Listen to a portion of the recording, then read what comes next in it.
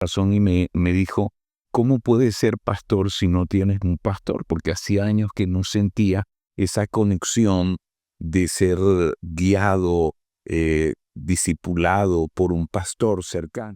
Yo venía con muchas decepción por algunos ministros y yo digo, Dios usó a un ministro del Señor para restaurar también mi confianza, para saber que si es posible caminar en integridad, en coherencia, en santidad.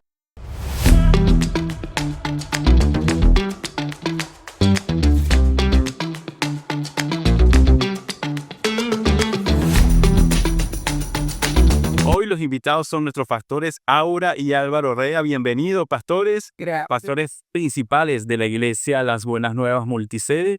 Y bueno, y hoy vamos a recordar, en sus inicios estuvieron acá en la iglesia, ese tiempo de calidad que estuvieron acá y parte de su inicio como ministerio. De eso es lo que vamos a conversar. Bienvenidos, pastores. Gracias. Yo quisiera comenzar con lo siguiente. ¿Qué fue lo que hizo clic en tu vida para conectarte con la visión de las buenas nuevas? Al inicio que dijiste, bueno, aquí es, el Señor me habló y me siento conectado. ¿Qué te conectó a la visión de las buenas nuevas? Nosotros estábamos en una pequeña iglesia a la que yo pertenecí unos 10 años, pero llegó un momento donde nos sentimos como limitados por la visión y por digamos, el potencial de alcance que esta iglesia tenía para nuestros amigos, principalmente en la universidad y ya a punto de graduarnos como profesionales. Salimos de la iglesia y de esta iglesia y un grupo de jóvenes vino para reunirse conmigo en mi casa. Yo recuerdo que una noche yo comencé a orar y pensé, hey, voy a ser pastor, voy a iniciar una pequeña congregación y el Señor habló a mi corazón y me dijo, ¿cómo puedes ser pastor si no tienes un pastor? Porque hacía años que no sentía esa conexión de ser guiado, discipulado por un pastor cercano. Y yo comencé a llorar y le dije, Señor, dame un pastor. Y vino a mi mente alguien a quien yo conocía y admiraba como un pastor de la ciudad, el pastor Ilidio da Silva. Y bueno, pedí para conversar con él. Él me recibió en su oficina y él me dijo, mira Álvaro, tú tienes dos opciones. Puedes venir con nosotros a las Buenas Nuevas Central o continuar y yo te acompaño en ese inicio de esa congregación. Y yo pensé, pues, lo que el Señor me dijo fue que debía estar al lado, debía ser, digamos, discipulado, y para ser discipulado de forma más cercana, quiero pertenecer. Así que hablé con Aura y éramos novios en ese momento, eso fue en 1993, y comenzamos a participar de la vida de la iglesia. Qué bueno. Me acuerdo que participaste, no había una estructura como ministerios de jóvenes o como ahí en este momento, pero sí había un círculo de jóvenes que se reunían al inicio en aquel entonces. ¿Qué recuerdos tienes de esa temporada? Mira, nosotros comenzamos sí, a reunirnos con ese círculo de jóvenes, que eran unos 20 jóvenes al principio. Eh, eso, como digo, en el 93. Luego comenzó a crecer y más jóvenes se acercaron. Yo recuerdo que los últimos campamentos que nosotros lideramos eran de 200 y tantos jóvenes. Significa que en unos 3 años habíamos crecido de esa manera. A inicios de febrero de 1994, el pastor Ilidio me pidió ser pastor de jóvenes. Y creo que fue uno de los primeros pastores de jóvenes en la ciudad, ya, sabes, desde esa posición formal. Además de la oportunidad que él me daba para predicar, para estar al frente de la iglesia atendiendo de pronto alguna ausencia que él tuviera. Y eso pues, eh, digamos, me enseñó el trabajo pastoral. Ok. Pastor Aura, también la vimos trabajando con niños, con adolescentes. No sé si se acuerda de Ictus. Sí, sí. Cuénteme esa experiencia. Yo mirando retrospectivamente fue un tiempo muy valioso para nosotros Y el Señor, que conoce la línea del tiempo, sabía que era toda una preparación para el llamado que teníamos de ser pastores. Pero sí, Álvaro comienza como pastor de jóvenes, yo a su lado, porque en ese año 93 que vinimos y asistimos a la iglesia, ese año fue crucial porque estábamos cambiando de iglesia, nos casamos justamente en ese año, y yo quedé al lado de Álvaro apoyándole, pero luego vino la propuesta de comenzar a atender a los niños, y ahí es cuando comenzamos con lo que se llamó el Club Bíblico Infantil, así llamamos a lo que era la escuela dominical.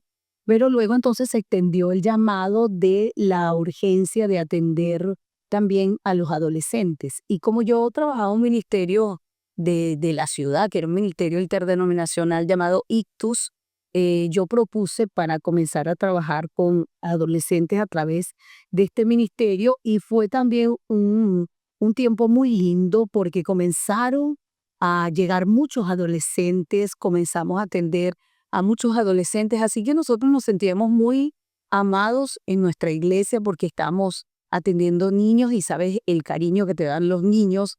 Estábamos atendiendo a los terribles adolescentes. Ellos nos amaban, pero no tanto como los niños, pero sus padres nos querían mucho porque les estábamos atendiendo y estábamos conectados con los jóvenes. Así que una gran parte de digamos que de la población de la iglesia, nosotros teníamos la bendición de atender. Y bueno, más adelante te voy a contar lo que quizás me costó desprenderme de esto que íbamos formando y que íbamos viendo como un ministerio que se iba expandiendo dentro de la iglesia local. Cañón. Más adelante vamos para allá. Pero, ¿saben? Hay una cosa que siempre impacta y es la influencia del pastor Ilidio en la vida de mucha gente. En la vida de ustedes, ¿qué es lo que pueden resaltar? Yo sé que es mucho, pero que ustedes repliquen hoy, como Pablo decía, imítenme a mí como soy imitador de Cristo.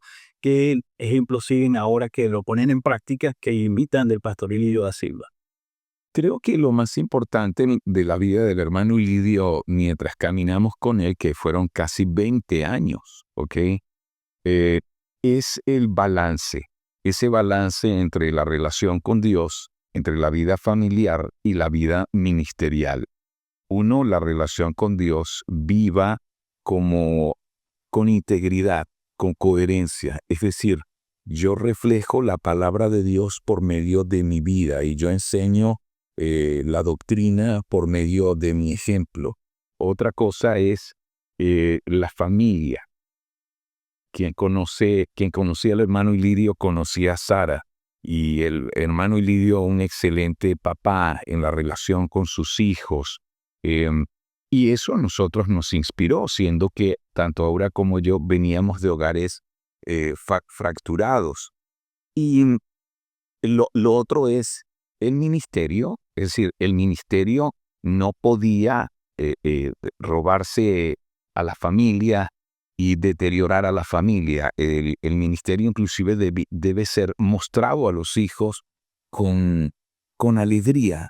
Ok, sí, como un gran reto y con muchos desafíos, pero como un honor servir al Señor. Sí, sí, y eso lo mostraba el hermano Lidio junto a Sara y a su familia, y para nosotros fue un modelo. Crecen casados, a quien miramos, y ellos se convirtieron en unos modelos para nosotros. Y quizás no sabían a ciencia cierta lo que observábamos para imitar.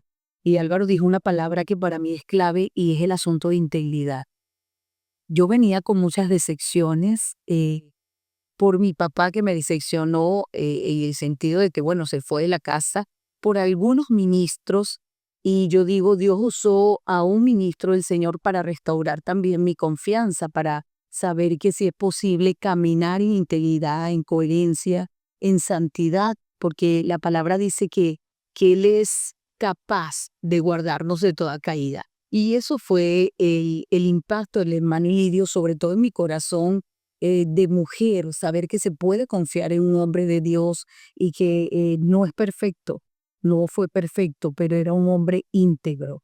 Y eso tiene un impacto que va más allá de su vida, aún después de la muerte, que queda ese legado y la responsabilidad y la inspiración de que, bueno, así como fue mi pastor, nosotros tenemos que caminar y llegar a la meta manteniendo la coherencia entre lo que predicamos y lo que vivimos como familia, entre lo que predicamos y mostramos a otros. Entonces, ese fue el impacto, era un padre, un modelo para nosotros. Sí, y que quería decir eso, como líder en la iglesia, como líder pastoral, el hermano Lidio sabía equilibrar, uno, ser pastor para guiar a un rebaño, otro, ser una figura paternal, como ejemplo, como modelo, y otro, ser también alguien que gestionaba la iglesia. El hermano Lidio pensaba en la iglesia, por ejemplo, una iglesia pensada para los que no vienen a la iglesia. Creo que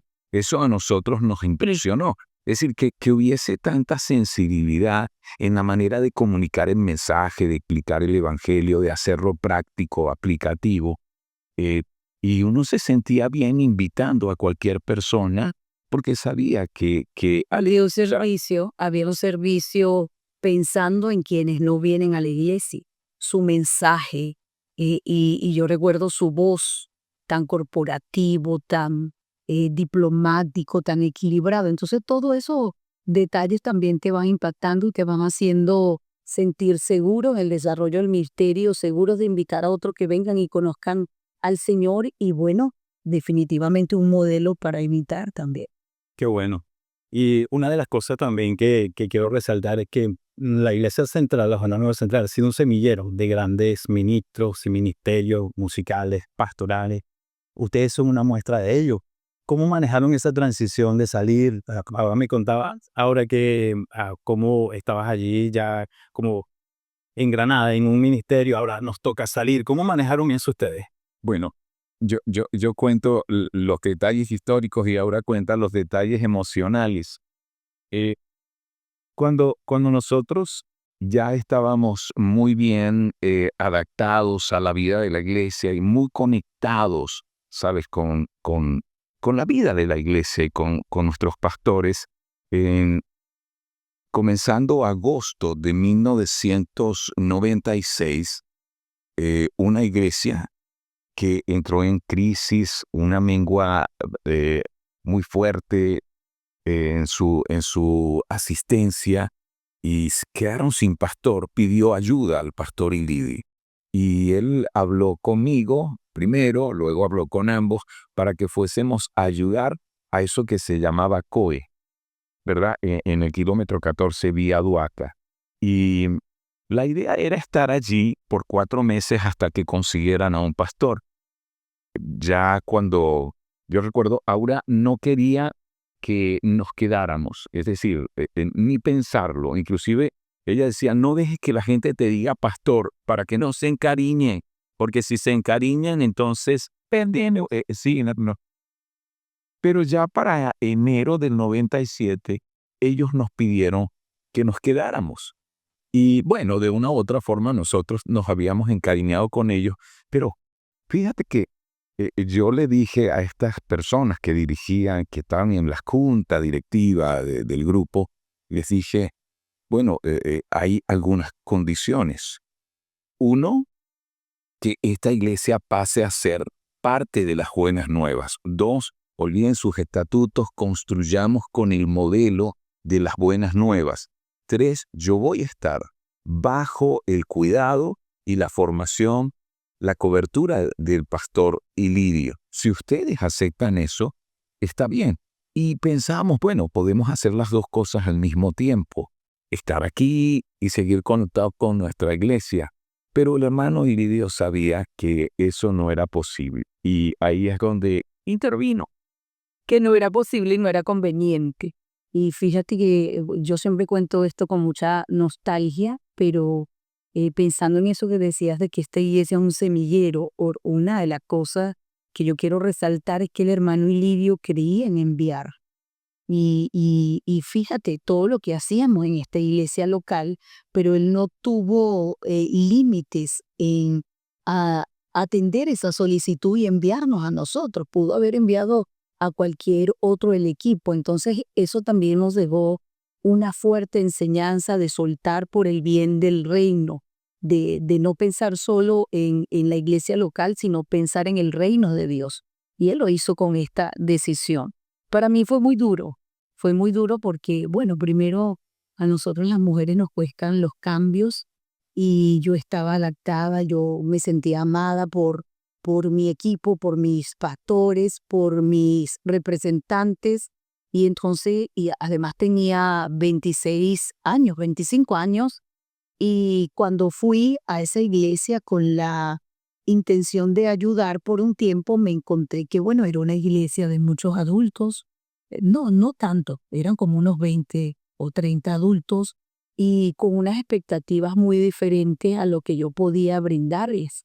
La pastora anterior ya era una señora de edad y yo era una joven que estaba trabajando con las nuevas generaciones, como ahora les llamamos. Entonces para mí sí fue muy duro, yo me quedé, digamos, un tiempo de silencio, de acompañar a Álvaro y de observar, de observar. Y esta fue mi oración, Señor, ayúdame, háblame. Y la verdad es que Dios me habló y me ayudó porque Dios puso en mi corazón el querer como el hacer. Pero en esa transición hubo dolor. Yo recuerdo que el hermano Elidio dijo, hija, ya entrega el programa Ictus. Sí, porque ya habíamos sido presentados como pastor principal. Y yo había levantado un equipo, pero yo seguía viniendo a escondidas de él, porque teníamos Ictus el domingo temprano y después venía el servicio de la tarde, entonces yo venía y me iba para que él no me viera. Y un día llegó temprano y me dijo, La tarde. sí, antes del servicio de la tarde llegó y me dijo, hija, ¿qué haces aquí? Ahorita, ¿qué haces aquí? Y yo me sentí tan dolida, me está corriendo, ¿de verdad? Pero él sabía lo que estaba haciendo. Como un ministro de experiencia, él sabía que no podíamos estar aquí y enganchar nuestro corazón aquí porque no íbamos a dar el todo por el todo allá. Hoy vamos a terminar agotados tratando de creer muchas Desde- cosas en el noviembre. Él sabía lo que estaba encaminando. Él era un hombre por supuesto, de mucha experiencia y entonces esa fue como el cierre. Yo dije, bueno, me voy. Y ahí yo dije, Señor, si tú quieres esto, yo lo voy a hacer. Yo no me resistí, me dolí, sí, pero no resistí el llamado y comencé luego a observar, ¿y qué puedo hacer yo aquí? Y bueno, igual comencé a atender niños, adolescentes, lo que yo hacía en mi iglesia central, comencé a hacerlo allá y Dios fue colocando en mí un amor y una pasión por esa obra. Entonces yo digo, eh, qué bueno que el hermano Lidio insistió, porque ahora miro atrás y lo que Dios ha venido haciendo con esa pequeña obra, lo que se ha convertido. Y yo dije, gracias a Dios, él tuvo una visión más amplia de la que yo tuve en ese momento y me impulsó para acompañar a Álvaro en el pastorado. Y bueno, por supuesto que eso yo le agradezco, aunque lloré. Me imagino. Bueno, es difícil resumir tantas historias en tan poco tiempo, ¿verdad? Porque hay muchas cosas que quedan de repente por contar. Pero hoy, si miramos, como dices tú, pastora, retrospectivamente, vemos la mano del Señor, la obra del Señor, su gracia, su misericordia. Hoy están al frente ustedes de la fraternidad en general. ¿Qué significa eso para ustedes? ¿Alguna vez se imaginaron o cómo lo ven ustedes ahora en este momento, en todo ese alcance que el Señor le ha permitido tener? Que fue también parte de la visión del pastor Ilidio, que fue usted pastor que estuviera allí liderizando. Sí, caminar al lado del pastor Ilidio significó también pensar en el futuro de la iglesia, pensar en un modelo eh, que pudiese ser reproducible, que sirviera para otros pastores. Y yo recuerdo un año antes, casi un año antes de que el pastor Ilidio partiera, él me invitó a su apartamento, estaba recién operado, y me dijo, hijo, si yo llego a partir, así quiero que queden las cosas. Y él me dijo, yo quiero que tú estés al frente. Y yo pensé, bueno, Falta mucho. no tenemos por qué hablar de eso ahora, porque falta mucho tiempo. Y fíjate que luego, antes del año, él partió con el Señor.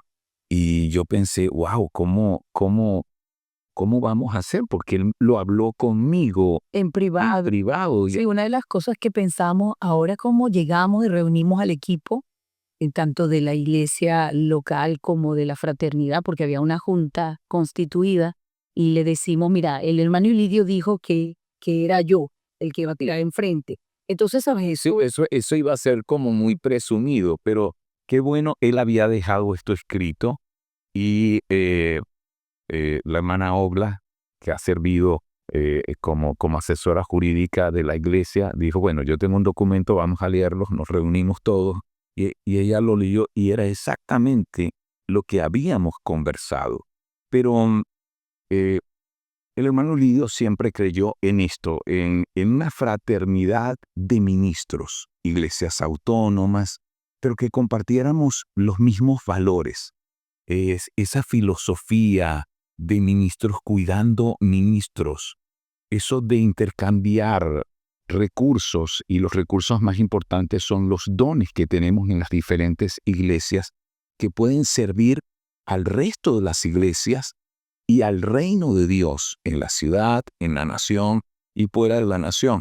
Esa idea de ser iglesias que se multiplicaran, ese semillero de donde pueden entonces salir pastores que planten nuevas iglesias. Eso es lo que ahora continuamos, ¿no? Claro, y sobre todo esa última parte, continuamos. Hay una generación, unas nuevas generaciones que están siguiendo este modelo, pero tal vez desconocen las raíces. Por eso el interés de conversar, de recordarles, de refrescar. ¿Qué le dicen ustedes a esas nuevas generaciones que hoy están o comenzando un ministerio o emprendiendo o están siendo dirigidos por el Señor? ¿Qué mensaje le transmiten ustedes a las nuevas generaciones de hoy, de las Buenas Nuevas Central y de toda la congregación? Sí, el hermano Lidio creía en las nuevas generaciones. Nosotros éramos muy jóvenes cuando él nos empoderó y nos envió, y eso también fue una marca para nosotros pensar. Ahora mismo nosotros estamos pensando en sucesores, en diferentes tareas que tenemos asignadas. Entonces, ¿qué le digo yo a las nuevas generaciones? Nosotros queremos seguir discipulando esas nuevas generaciones para que la obra no se detenga, porque el hermano Lirio fue intencional de que la obra no podía detenerse. Y él era consciente, en algún momento yo tengo que irme, pero no lo dejó en el aire. Él fue intencional en formar, en caminar, en tener esa relación que Álvaro dice de corazón a corazón. El hermano Lidio no era nuestro pastor, era nuestro discipulador. Quizás no le llamábamos así, era nuestro mentor, era la persona de referencia. Nuestro compromiso es reproducir eso, reproducir discípulos, nuevas generaciones saludables que amen la iglesia, que amen la obra de Dios. Y con todo esto que son los requisitos, no por ganancias deshonestas, no para ser popular, sino porque amamos lo que Dios nos ha entregado. Y bueno, que se levanten nuevas generaciones a seguir sirviendo, porque nosotros también en algún momento vamos a salir, y son las nuevas generaciones las encargadas de seguir reproduciendo el mensaje del Evangelio. Ese es el llamado, ser fiel al Señor y asumir que van a tener el mando, vamos a pasar el testigo y ellos tienen que continuar. Qué bueno. Bueno, hoy a la cabeza de este gran barco, como lo llamamos aquí a la Buena Nueva Central, continúa el pastor Wimen, su esposa Elsa, pastores principales de nuestra iglesia. ¿Qué mensaje le dan ustedes a ellos en esta celebración de los 40 años? Yo quiero que le den un mensaje a nuestros pastores Wimen y Elsa. Bueno, Wilmer y Elsa para nosotros son nuestros hermanos. Así es. Nuestros hermanos del alma con quienes hemos caminado por muchos años y les hemos visto crecer en su ministerio, en su llamado, en la claridad de lo que eso significa y, y en la comunicación de la visión para la gente que hoy les acompaña. Así que, bueno, lo que queremos decirles es, sigan adelante, Dios está con ustedes, Él les ha llamado y les ha llamado no solo para pastorear las Buenas Nuevas Central, les ha llamado para pastorear pastores de muchas otras iglesias que ven a las Buenas Nuevas Central como una iglesia faro, como hoy le llamamos, sí, como una iglesia que no solo es referente, sino también como una iglesia que capacita y que entrena a esas otras iglesias para convertirse en iglesias saludables y discipuladoras. Y ustedes son, digamos, el primer reflejo de ello. Y como Álvaro dijo, ustedes son nuestros hermanos del alma, nos conocemos, hemos caminado muchísimos años juntos y yo les diría, sigan siendo fieles al Señor, porque si en lo poco han sido fieles, en lo mucho el Señor los va a colocar. Y así hemos estado viendo y observando lo que Dios está haciendo en ustedes. Si algo les caracteriza es fidelidad, ustedes han sido fieles con lo que el Señor les entrega, pues que eso se mantenga fieles hasta el final de sus vidas y pensando en esto, que siempre están sembrando. ¿Sabes? La semilla es multiplicativa, nosotros no sabemos el alcance, pero van a tener y están teniendo un gran alcance y eso nos hace muy felices. Sigan adelante. Qué bueno. Gracias, pastora o pastores. Una palabra final para la congregación que hoy está celebrando 40 años de fiesta. Estamos de fiesta. ¿Qué le dicen a la iglesia? Bueno, ustedes están cumpliendo 40 años, es motivo de alegría y podemos decir nosotros lo estamos cumpliendo también con ustedes porque somos parte de la historia de las Buenas Nuevas Central. Es un honor ser parte de esta gran familia que ha marcado la historia del Evangelio en esta nación y fuera de esta nación. Felicitaciones, iglesia, por estos 40 años. Nosotros llegamos a los 8 años, así que hemos estado 32 acompañándole. Disfruten lo que se ha sembrado con muchas lágrimas, con mucho sacrificio y mantengan la multiplicación de este llamado, como esto que Álvaro decía, una iglesia referencial que va a multiplicarse y que muchos van a venir a ver lo que se está haciendo. Felicidades.